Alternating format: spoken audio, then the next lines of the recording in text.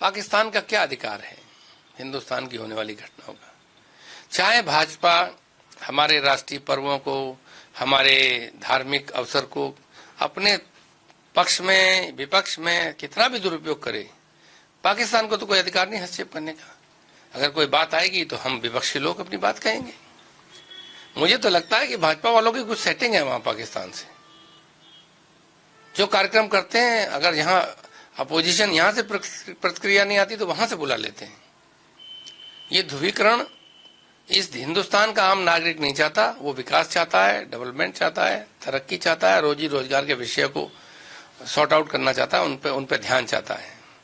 इस तरह की बयानबाजी और मैं उलझा के रखने वाले वो लोग हैं जिन्हें ये जवाब देना है कि उनकी इतने साल की सरकारों में उन्होंने कितना विकास किया, कहाँ बजट गया, ये देश में गरीबी, महंगाई, भुखमरी, बेरोजगारी क्यों है।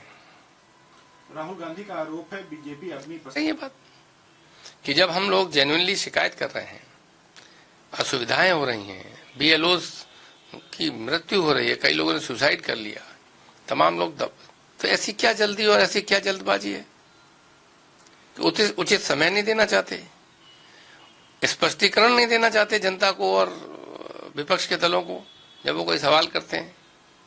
लोकतंत्र तो लोगों को विश्वास में लेके चलता है, चाहे कितनी भी संवैधानिक संस्था हो। अगर जनता के मन में उसमें विश्वास कम हो जाएगा तो उसकी लेजिटिमेसी रहेगी नहीं। इस बात का ध्यान हम सबको रखना चाहिए। विवाद के बीच में मल्लिकार्जुन खड़गे का बयान आया है, उन्होंने कहा है राहुल और सोनिया से बात करके मामला सुलझाएंगे। निश्चित तौर पे वो कांग्रेस पार्टी का आंतरिक विषय है, उस पर उनकी लीडरशिप निर्णय लेने में सक्षम है और खड़गे साहब ने भी यही कहा है कि वंदे मातरम हमारा राष्ट्रीय गीत है, इसमें कोई शक थोड़े है।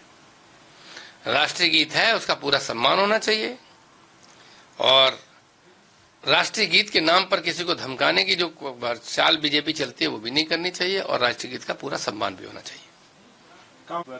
प्रधानमंत्री मोदी की प्रतिक्रिया आई है, कहा है कि भारत गर्व से तैयार है। निश्चित तौर पे भारत गर्व से तैयार है, मोदी जी भी गर्व से तैयार हैं, हम लोग भी तैयार हैं और गुजरात के लोग और ज्यादा तैयार होंगे क्योंकि देश के मैप पे अहमदाबाद को और ऊपर उठाने का प्रयास हो रहा है।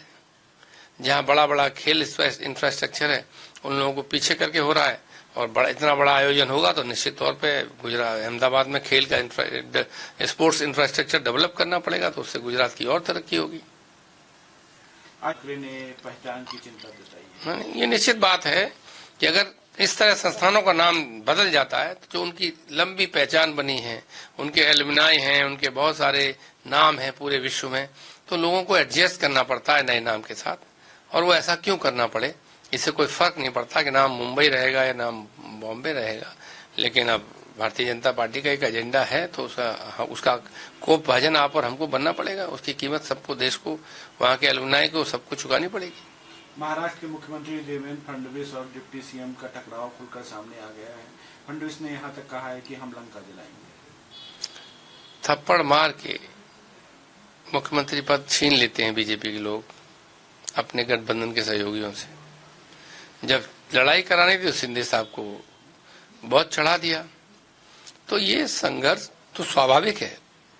जहां फडणवीस बैठे हैं वहां हक उनका नहीं है, हक उनका है जिन्होंने कांग्रेस इंडिया अलायंस के नेतृत्व वाली सरकार को गिरा के इनको बिठाया है। तो अभी बिहार में परिस्थिति कमजोर थी इसलिए नीतीश जी को बना दिया, वहां कंट्रोल में आ गई है तो शिंदे को नहीं बनाया। तो इन सब इस ऐसे राजनीतिक व्यवहार जब होगा तो झगड़ा होना स्वाभाविक है। एमईए ने कहा है कि हम जांच कर रहे हैं। वो एमईए का विषय है, मुझे लगता है नियम और जो है उनको बेहतर तरीके से वो जांच कर सकते हैं और वो जवाब भी देंगे। ये इंटरनेशनल मामला है और मुझे लगता है कि विदेश विभाग ही इसमें सक्षम है निर्णय लेने के। व्हाइट हाउस के पास टारगेटेड शूट आउट हुआ, 2 नेशनल गार्ड घायल हुए, संदिग्ध अफगानिस्तान का नागरिक गिरफ्तार। बहुत ही चिंताजनक है।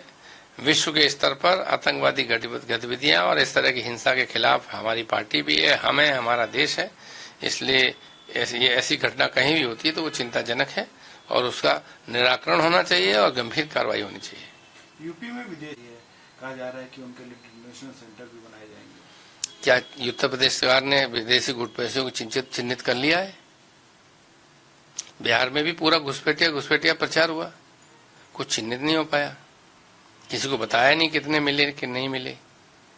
तो ये केवल घुसपैठिए के नाम का प्रचार करना है, डिटेंशन सेंटर दिखा के कुछ लोगों को उत्साहित करना है, कुछ लोगों को डराना है। क्योंकि डिटेंशन सेंटर की बात तो तब आएगी जब पहले घुसपैठिए पकड़े जाएं, उन्हें ढूंढे सरकार। 8 साल से उत्तर प्रदेश में भी भाजपा की सरकार है, दिल्ली में 11-12 साल से सरकार है। तो ये डिटेंशन सेंटर कहाँ जरूरत पड़ी है, कहाँ ढूंढे हैं घुसपैठिए, और ये आने क्यों दिए हैं बीजेपी की सरकार? सीमाएं और केंद्रीय बल सब बीजेपी के नेतृत्व में वाली सरकार के अंडर है। तो इतने घुसपैठिए कब पकड़े, कैसे आए? किसी की जिम्मेदारी तय हुई जिसकी गलती से आए? बस एक माहौल बना के रखना है, लोगों को डराने धमकाने का, लोगों को धार्मिक रूप से बांटने का।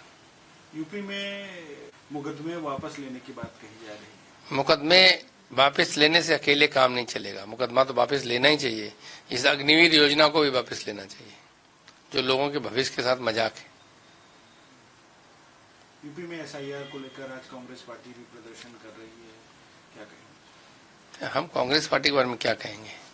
हम तो खुद प्रदर्शन कर रहे हैं, बहुत अपनी बार आयोग से शिकायतें कर रहे हैं। जो जनता के बीच में BLOs को दिक्कत आ रही है, जनता को दिक्कत आ रही है, जो चुनाव आयोग की प्रक्रिया में खामियां हैं जिसके कारण जनता परेशान है, जो मनमर्जी की जा रही है, उसके खिलाफ समाजवादी पार्टी लगातार आवाज भी उठा रही है और अपने कैडर कार्यकर्ताओं को बूथ बूथ पे लगा के परेशान जनता की मदद भी करा रही है।